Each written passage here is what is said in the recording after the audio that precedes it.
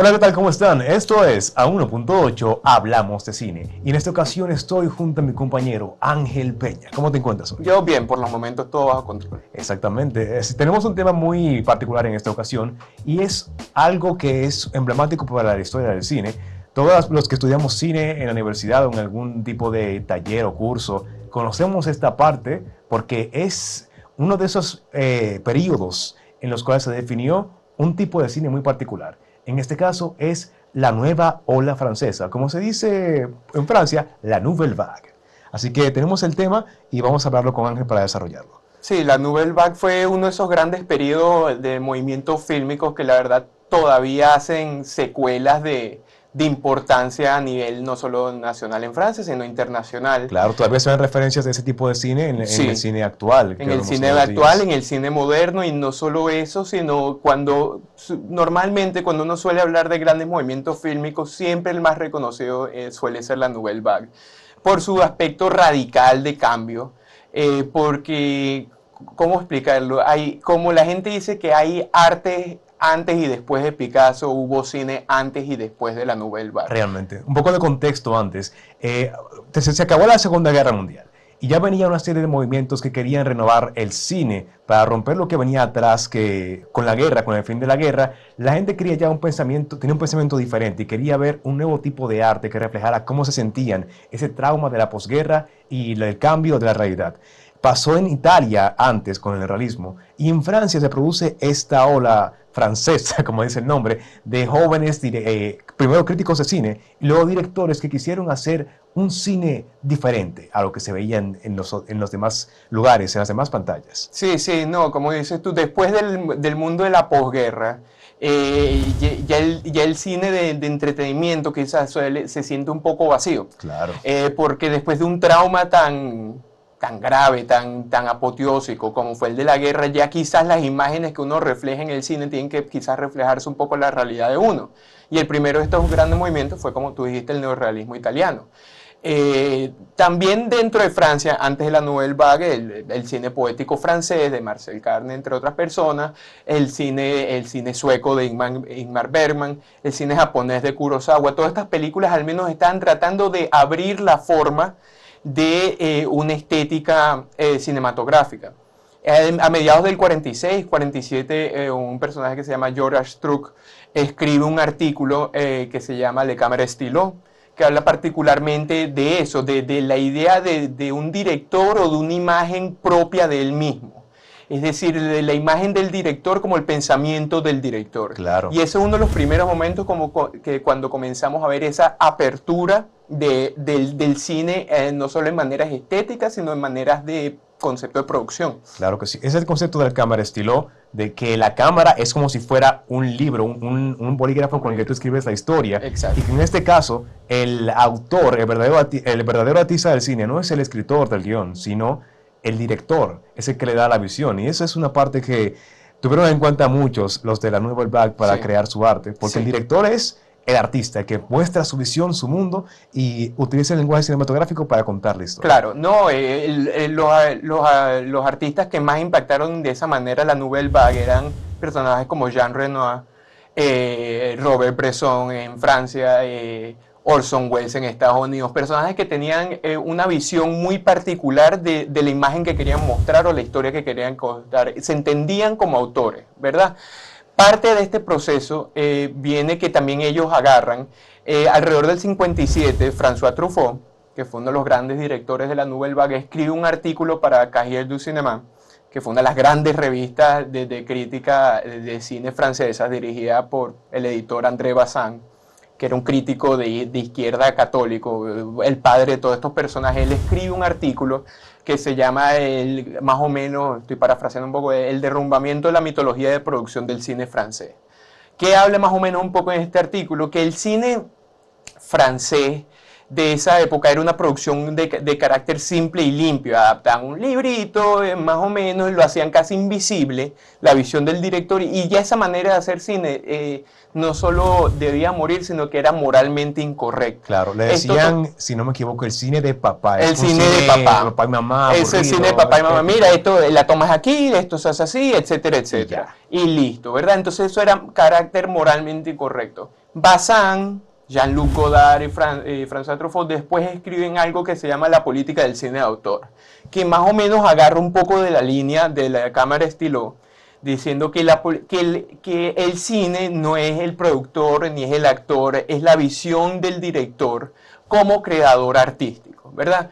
Ahora, ¿qué diferencia un poco algo como la Nouvelle Vague, como personajes como François Truffaut y Jean-Luc Godard, con otros personajes que en esta tradición que ya estaba viva, como Ingmar Bergman o Robert Bresson, etcétera, etcétera? Es la condición de la forma del contenido. Al principio la Nouvelle Vague se le hace mucha comparación con el cubismo, y yo creo que es una comparación correcta. ¿Por qué? Vamos a hablar de otro movimiento modernista, vamos a decir el expresionismo. En una pintura expresionista como la del Grito de Edvard Munch, la pintura te muestra un personaje que obviamente está diseñado dentro de paranoia, que está escuchando este grito del mundo, de la humanidad, y la pintura refleja esa forma, ¿verdad? Ahora, si agarramos una pintura del cubismo, vamos a poner 3 músicos de Picasso, la forma no necesariamente refleja el contenido. ¿Qué quiere decir Picasso cuando crea estas figuras casi planas en términos de músico? ¿Es reflexivo el músico en sí? No. Lo importante es que la forma ahorita se convierte en el contenido, más allá de ser equivalente al contenido, ¿verdad? Si en el modernismo la forma hacía un eco del contenido, en este modernismo más avanzado, como cubismo, quizás movimientos abstractos, la forma en sí es lo importante. La forma se convierte en el contenido. Precisamente, la forma en la que se cuenten y se muestran en pantalla lo que se quiere dar a conocer, la imagen, en sí te da un significado diferente a lo que puede representar de forma tradicional. Y es por eso que siempre ellos querían mostrar los planos se graban de una forma particular. Ellos querían buscar una forma distinta de mostrar, por ejemplo, una conversación, de mostrar, por ejemplo, una persecución.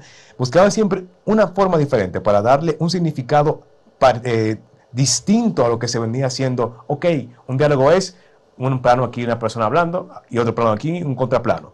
No, ¿cómo hacemos eso diferente? ¿Cómo podemos hacer que eso tenga un significado más grande? Claro, es quebrar y abrir la forma. Y por ejemplo, y cuando yo digo que la forma es el contenido, una de las primeras películas de la Nouvelle Vague, que fue A Bout de Souffle, Sin Aliento creo que se llama en español, de Jean-Luc Godard, hay una escena muy particular que la cámara está detrás de una mujer, ¿verdad? Y la cámara, están hablando, la mujer está en el carro y de repente hacen un jump cut.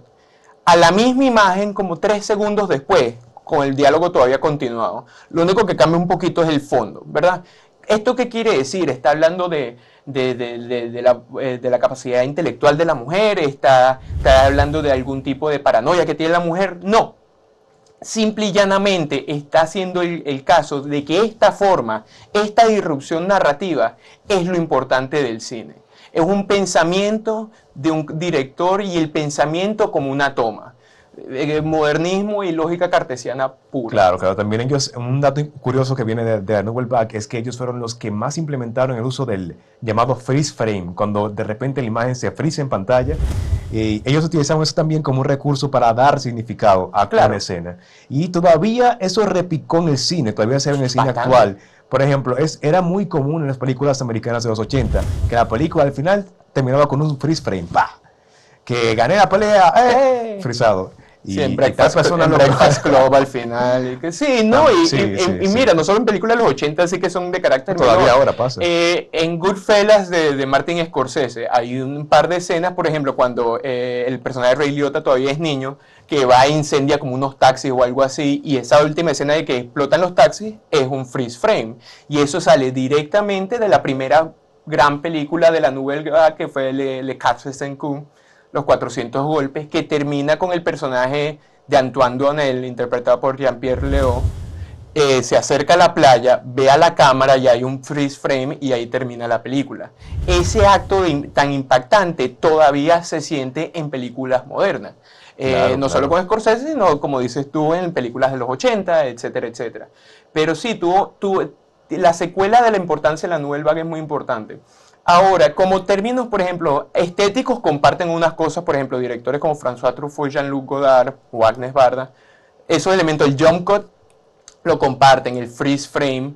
Hay veces que, por ejemplo, tienen escenas bastante largas, por ejemplo, de que una cámara persigue un personaje, pero la cámara no está en ruedas, quizás la cámara es handheld, ¿verdad? Pero entonces todos estos elementos, como dijimos anteriormente, eran para quebrar o quizás abrir la forma de la producción cinematográfica y todavía se utilizan de bastantes maneras.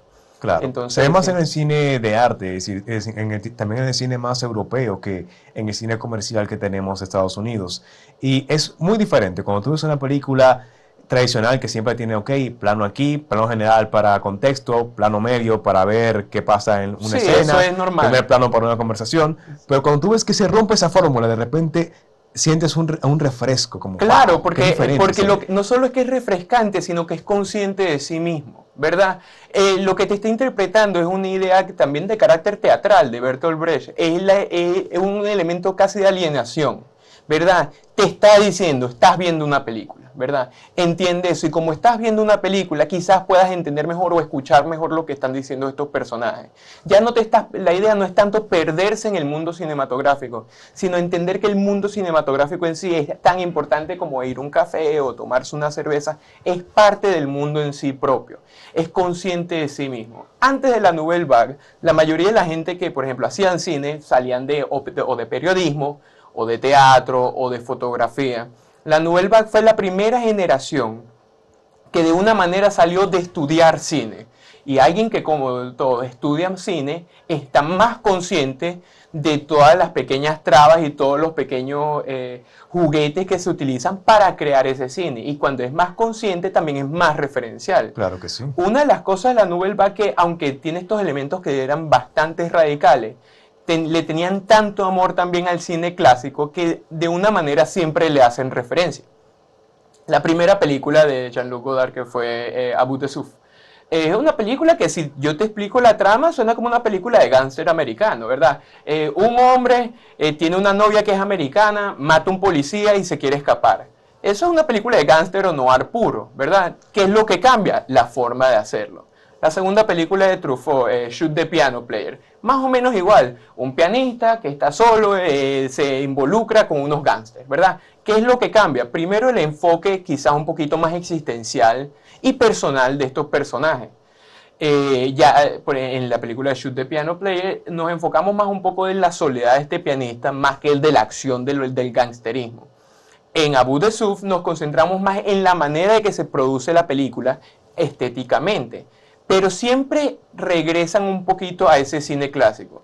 Godard, creo que en 3 de sus películas, la primera en A Bout de Souffle, siempre o atrae a un director que a él le gusta, como Jean-Pierre Melville en la primera, Fritz Lang en Le Mépris y Samuel Fuller en Pierrot le Fou, en donde Samuel Fuller casi proféticamente le preguntan qué es el cine, y él dice, bueno, el cine es el amor, es el odio, es la violencia, es el cariño, en una palabra es emoción, pero siempre los trae de vuelta, porque obviamente el amor que le tenían a estos personajes era un estudio casi de febril, le parecían estudiantes rabínicos de la obsesión que tenían, Wow, ¿verdad? claro que sí.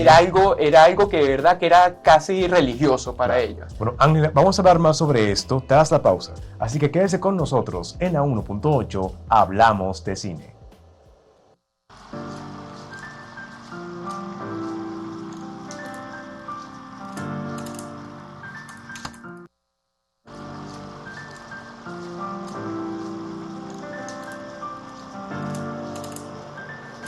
Y seguimos en la 1.8, hablamos de cine y particularmente hoy sobre la Nouvelle Vague.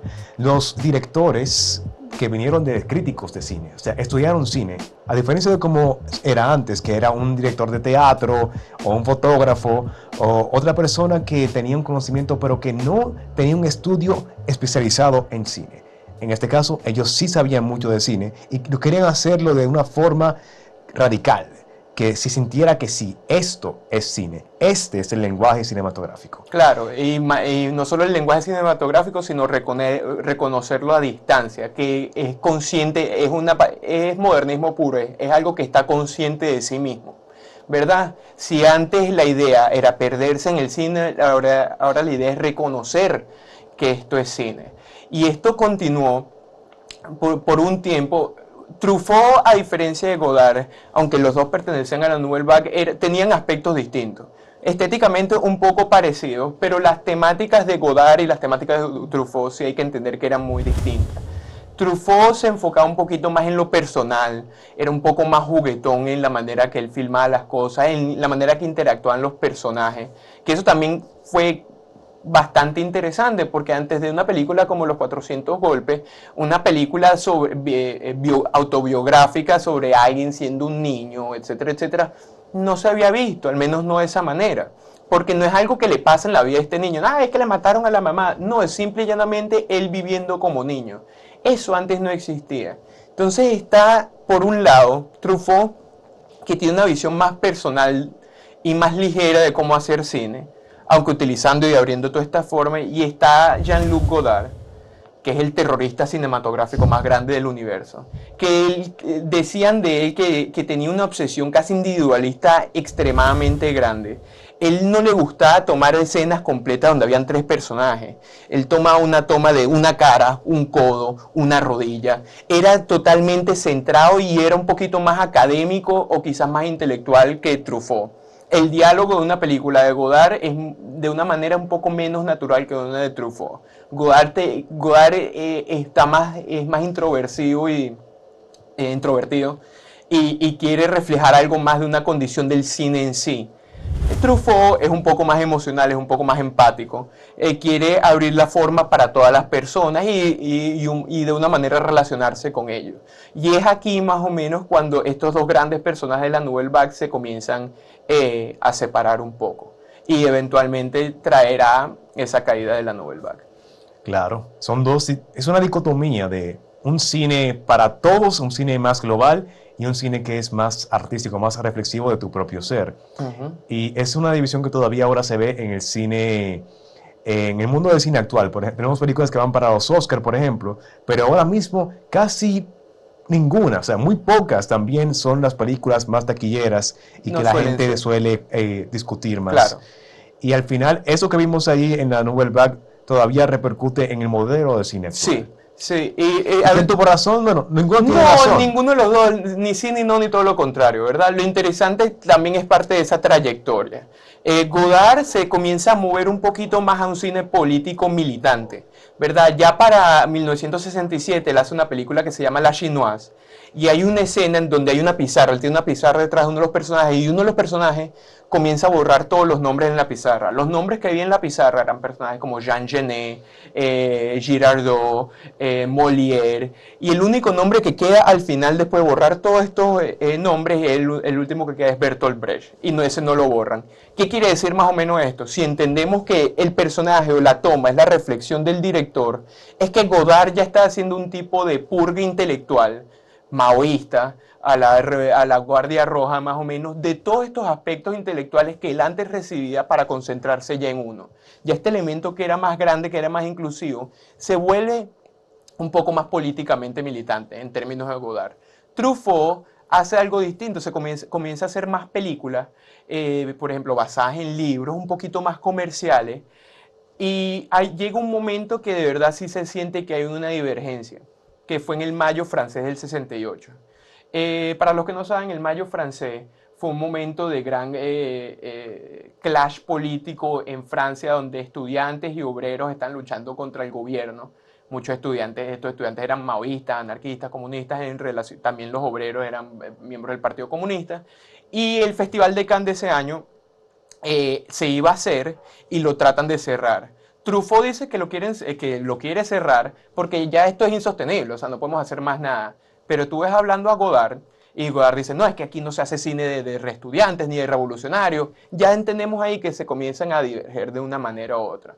Godard se involucra más en el cine político con el grupo Siga Bertov y hace películas como A Tout va bien, Vladimir y Rosa, Vientos del Este. Y Truffaut finalmente recibe un Oscar a Mejor Película Extranjera con una película que se llama La Nuit Américaine, que es La Noche Americana. Y pasa lo siguiente. En este momento, una película bien recibida sobre un director tratando de hacer una película. Godard le manda una carta a Truffaut diciendo, tú lo que eres un mentiroso, esta manera de hacer películas es una mentira, esto no es verdad. Es más, como tu película hacer tanto dinero, dame un poco más de dinero a mí para yo hacer mis películas de verdad.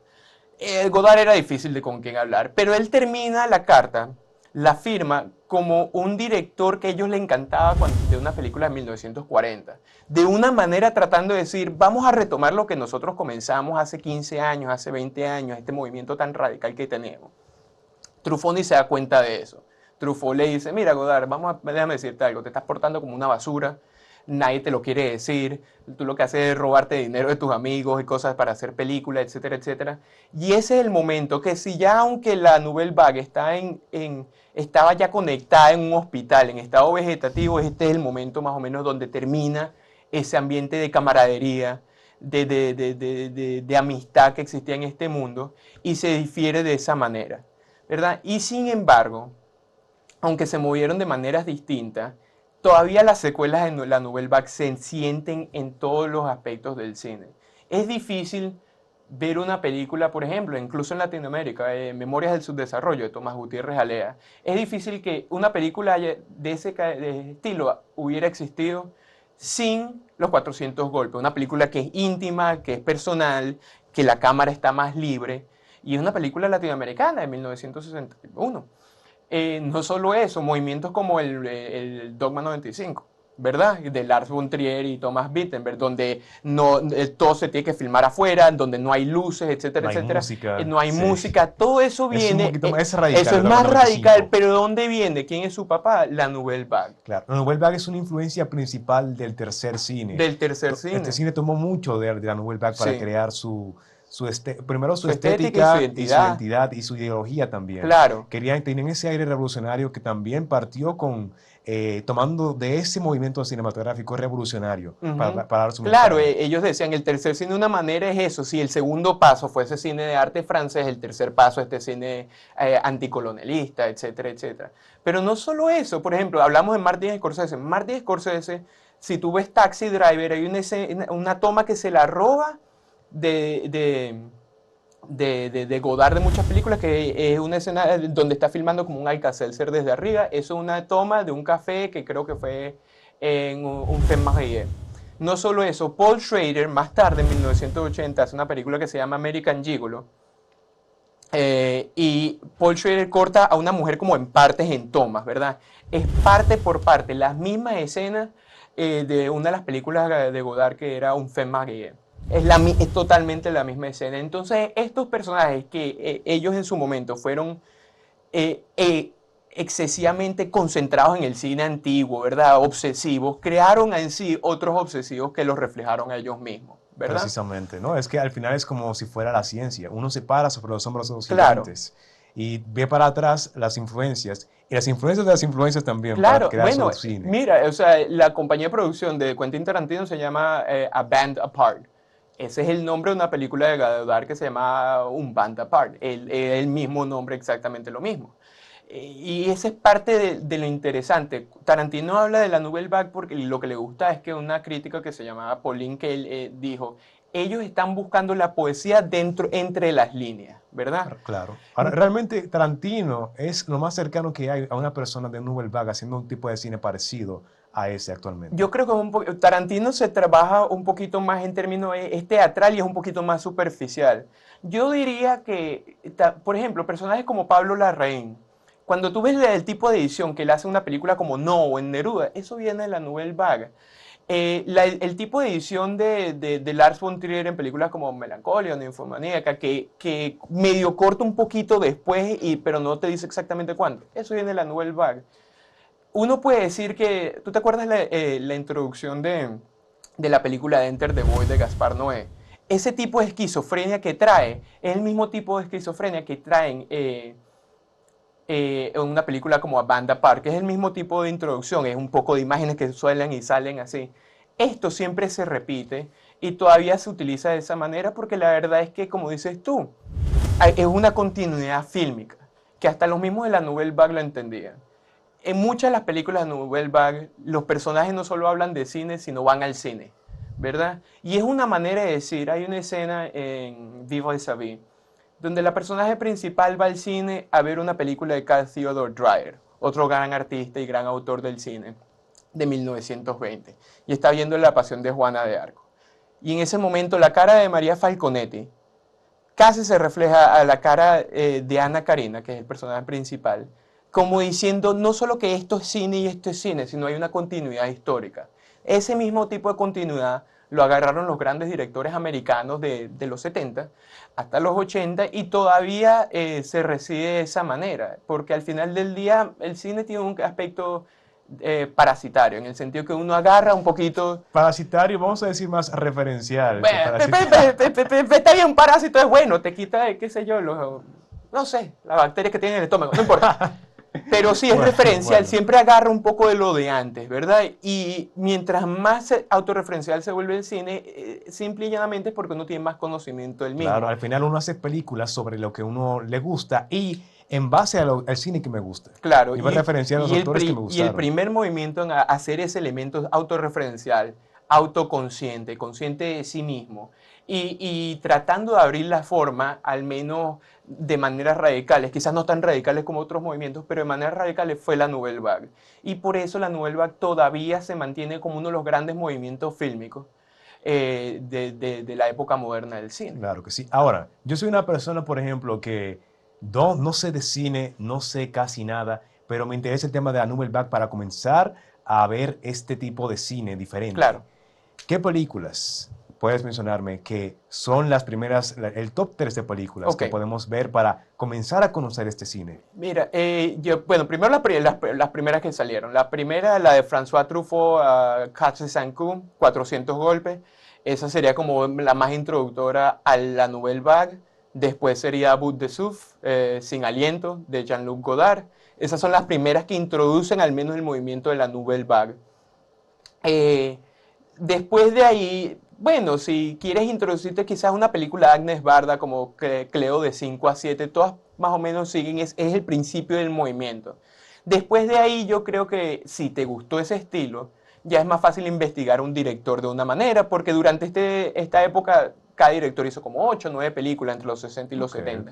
Pero al menos ese principio, que es bastante interesante, si ves algo como Cleo de 5 a 7, Quatre Cents Coups, y a Bout de Souffle, ya más o menos vas a entender lo que significa. Perfecto. Ahora, si quieren saber más, hay un libro de Richard Brody, que es un escritor de New York Times y de New Yorker, que se llama Todo es el cine, que es un estudio sobre las películas de Jean-Luc Godard.